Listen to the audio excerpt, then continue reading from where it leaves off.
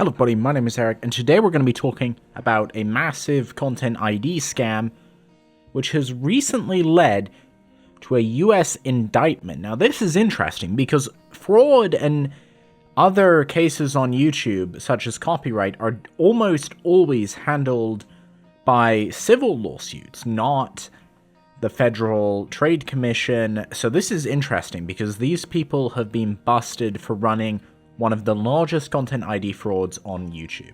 Two men have been indicted by a grand jury for running a massive YouTube content ID scam that netted the pair more than $20 million. Webster Batista Fernandez and Jose Terran managed to convince a YouTube partner that the pair owned the rights to 50,000 tracks and then illegally monetized YouTube uploads over a period of 4 years. So what I'm getting here is that probably if you've ever received a content ID claim, some of them are complete bullshit. I remember once, and this was years ago, I saw this one, which was actually from like Universal Music Group. It looked really legit, but in fact, it was a bootleg rap song that was rapping over a piece of royalty-free music. The only reason I knew it was fake was because the supposed release date was years after the video was uploaded, and I thought, okay, either they've made a mistake there, or this is a bogus claim, and it turns out it was some weird subsidiary of Universal Music Group that made the claim. I get it, because they blocked it, they didn't monetize it, like there was nothing in it for them. That's probably the most egregious one I've seen. So, these two people were indicted, which was recently unsealed, that generated over $20 million for the 38-year-old and 36-year-old from Arizona and Florida. The basics are straightforward, yes. So, sometime they began monetizing music for a vast library of more than 50,000 songs, none of which they owned the rights to. They falsely represented to YouTube and an intermediary company identified only by the initials AR. Well, I'll tell you who that is. This is who AR is. It's AdRev, which is a company that does DRM services on YouTube. I knew because of the initials, and also because these guys have a history. While they are a legitimate company, they have a tremendous amount of problems with fake content, which makes sense, because you can see on this website, you can just easily sign up.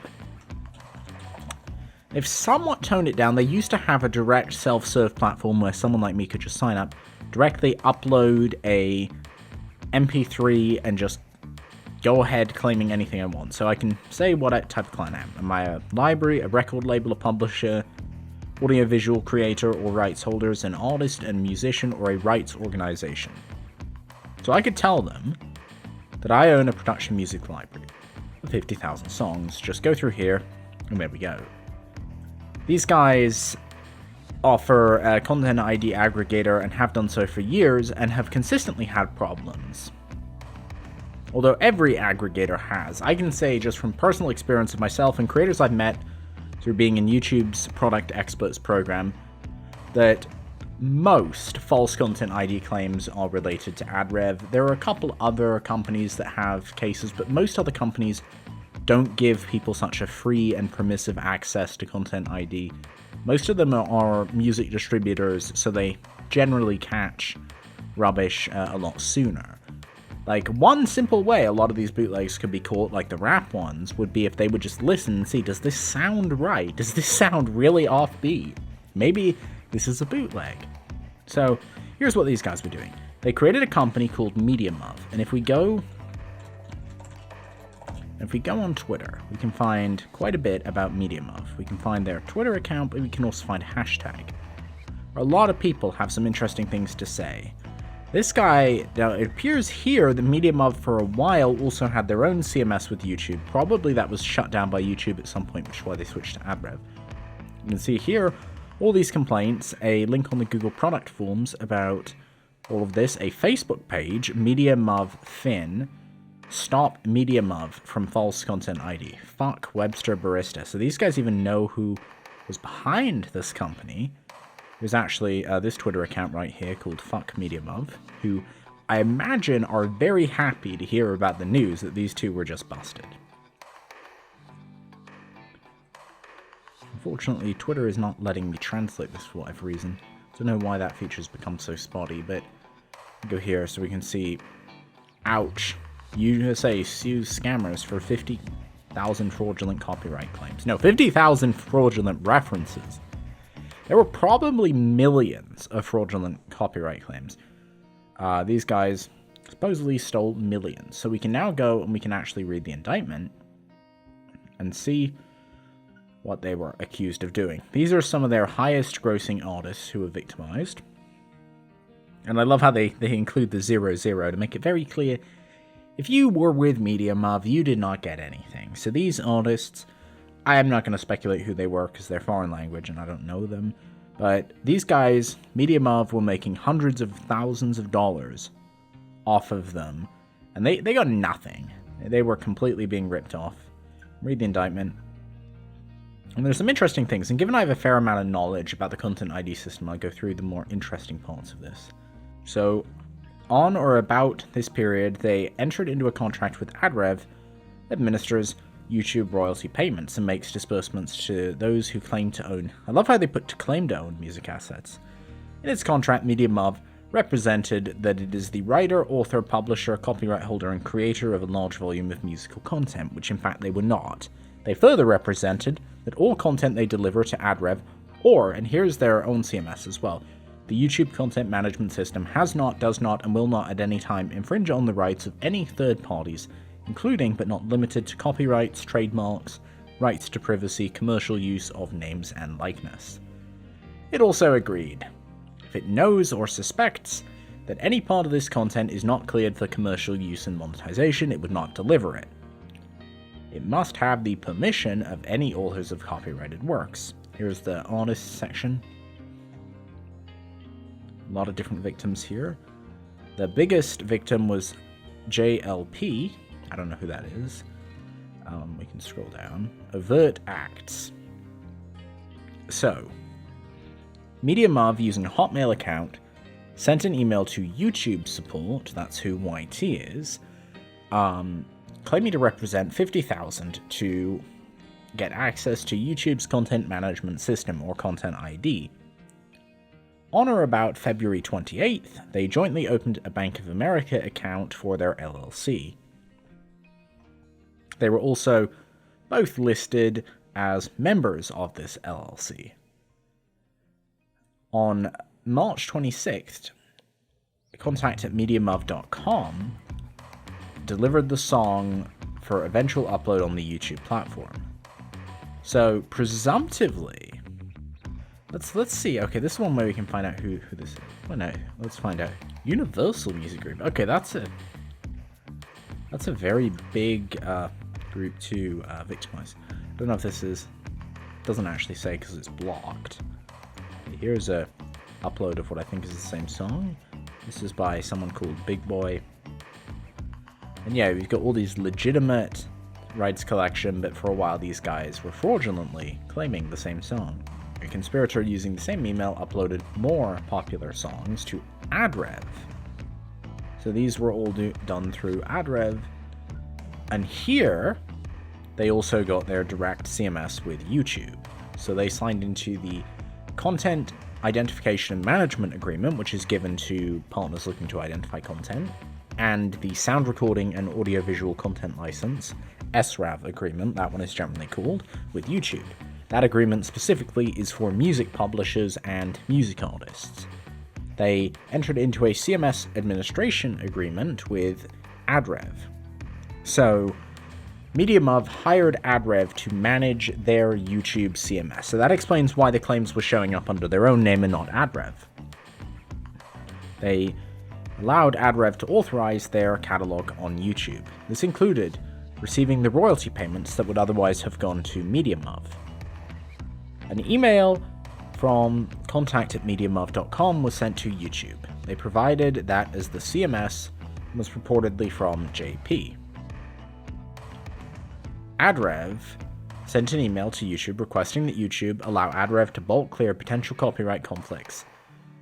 Okay, that's sketchy. They had no reason to do that.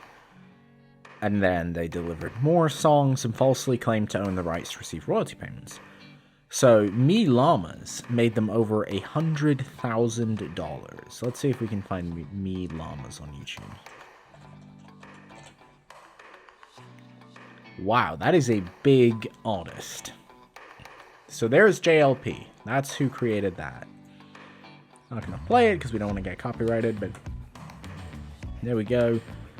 And the legitimate copyright holder is Warner Music Group. So these guys are really, they're swindling big people. They're not swindling the little guy. These guys are going big. They claimed under penalties of perjury they owned this, which is one of those generic, that's supposed to sound like a library type thing. And they started spending this money. They bought a BMW, a bunch of jewelry, and they claimed they had new content to upload. So then they asked for full access to CMS. So they got access, I assume, and they were able to upload more of that. They created another LLC, Elgri Records. This check was apparently sent, probably JP Morgan here, so they do get it. And then a third-party complainant complained about all the copyright. So here they're stealing. Sent an email to AdRev asking them not to respond. Of course. Then they open another Bank of America account for the MediaMuv LLC, and they request to have that changed. So that's where they put that money into. So they've one of the things they're doing here is they're setting up a network of LLCs, which is quite common for sketchy people to do, because LLCs, although this can be bypassed in cases where it was clearly set up with fraudulent intentions, have limited liability, which protects the shareholders from personal liability. So here we can see counts of wire fraud. So here they claim to own 50,000. And here you can also get more information about who's involved in this. That's clearly a partner manager.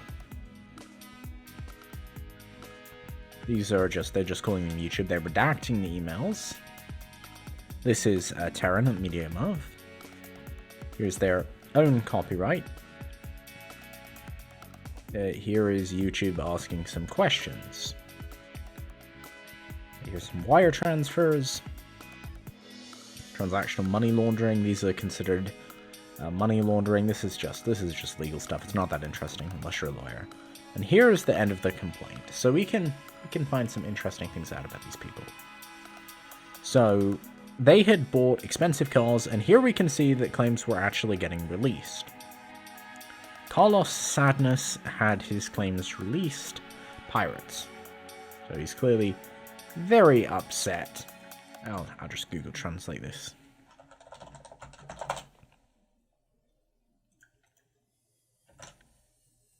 Be careful, authors of music videos on YouTube. Some MediaMuv are trying to keep the rights to songs that are not of them or any record company. And that's what seems to have been happening, is they would find and victimize both large and small creators with these ridiculous content ID claims. Here they were again, using MediaMuv discos. What a mess. But it's good to see that they are getting this under control. Oh, here's something he seemingly posted on Instagram about his nice house. What a bunch of frauds. Got a Lambo there. Crime pays, just not for very long. That's the problem. So I'm gonna demonstrate a type of scheme I have seen a lot, where what they do, and I know AdRev have had this issue for a while, is they'll take a piece of music that's not in Content ID. Like, let's just go for a piece of video game music. Maybe Megalomania by Toby Fox.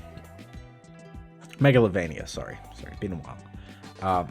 And what you do is you just rap or talk over this. And you're like, I'm gonna talk over this, and you rap, and you're like, hey yo, I I don't listen to rap music. Hey yo, I'm in the hood and it's not good. And I got sands and I gotta punish the bad guys for bad doings. It would actually be better because then they'd at least be on topic. But they just talk or rap over something, and then they put it into Content ID and they call it their rap song, and it's actually Megalovania. And it never, like, I've seen this a couple times. It never sounds remotely correct. Like, I don't have an issue with it if you're just gonna, you know, maybe you're just making a bootleg with Megalovania. I don't think anyone would care. But no, these guys, they go home. They gotta steal all of the ad revenue related to that. So that's another form of fraud I've seen. So it's good to see justice on these people. I think YouTube could pretty easily solve this if what they would do is when you dispute a Content ID claim, if they would make it so that you would have an option in addition to, and maybe this should only be for monetizing channels, because you don't want just anybody, but people who have a reasonably good understanding. Verified monetized channels, like how you have to be verified to appeal, could say, I believe the reference in this video is fraudulent. I believe that this claimant is not claiming this in good faith. That would make everything so much easier because it's so difficult to rat out a Content ID claimant doing sketchy things. So that's my proposed solution. Because even if only 1% of these references are bogus, YouTube would catch a ton of offenders. Now, they do have some systems in place, and I'm just going to show this. They do actually have some systems in place here to enforce their Content ID rules. So YouTube is committed to keeping our content manager system fair. Now, for Content ID, they do have a couple of interesting policies that I'll go through. One of them is reference delivery. Content managers must keep invalid Content ID references less than 1% of their content owner catalog and not exceed 500 invalid references in a 30-day period. That is designed to stop companies like AdRev and other aggregators from just accumulating shitloads of invalid Content ID references. Unfortunately, it doesn't completely eradicate this abuse, but it does make it more difficult. Content ID eligible content policy. This is boring, but this one's sort of interesting. Only video game publishers. So this is to keep people from just rapping over Megalovania and calling it original content. Manually blocking critical content. Do not do this. That should be obvious. Don't use Content ID to get rid of reviews. If you believe content infringed on your copyright protected work, you can file a DMCA takedown. Of course not. And another thing you cannot do. This part's always interesting because it's like it's implying that this could just suddenly happen. Like, I guess that sort of like maybe state level hackers get into your CMS and want to remove content critical of the president or something. Using Content ID to block political content for which you do not own the rights is an especially egregious violation and is not allowed on YouTube. And here's some other. You're not allowed to automate manual actions, such as dealing with disputes. That's good to know.